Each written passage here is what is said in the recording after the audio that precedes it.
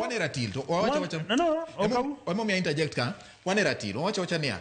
onge ng'ama osedhi ataro mar gima osebedo katimore mowacho ni wan ok wadwar gino timore. Awacho ni gima temo penjo ka just yiena mondo jowa winj wachna mawacho ni kech adhi e point ma nyaka giwinj niya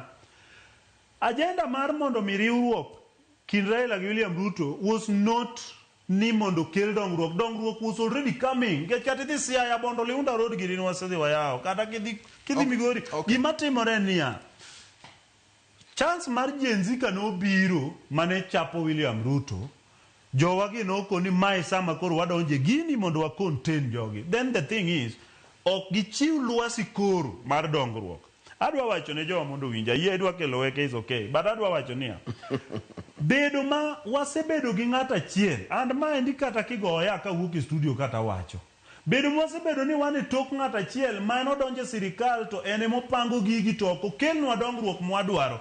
Gima ne sama ne Raila oriwore gi Moi nowinjo miwa ne en minister mar cooperative development nikech mane kama ko mar loso pesa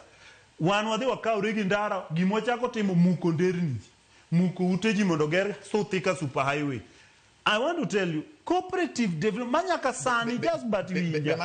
nyaka sani manyaka mane wadonje William Ruto's government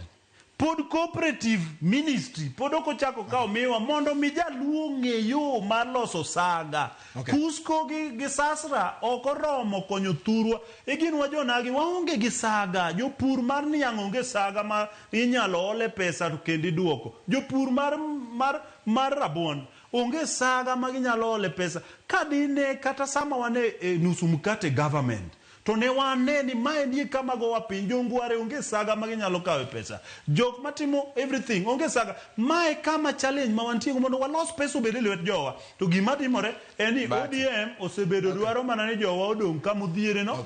mondo mi gisik ka gikolonize. Mano is the thing.